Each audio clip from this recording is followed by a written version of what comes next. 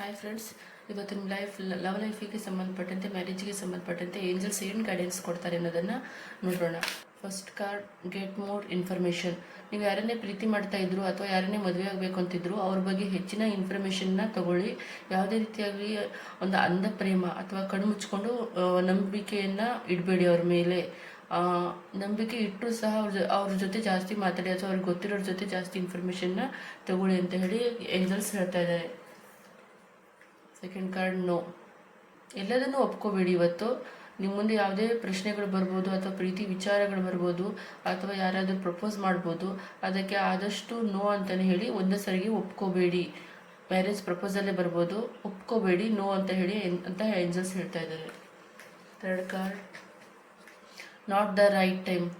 ಏನಂತ ಸಮಯ ಅಲ್ಲ. ನೀವು ಯಾರನ್ನೇ ಒಪ್ಕೊಂಡು ಮದುವೆ ಆಗಬೇಕು ಅಂತ ಅಂದ್ಕೊಂಡ್ರು ಸಹ ಇದು ಸರಿಯಾದ ಸಮಯ ಅಲ್ಲ.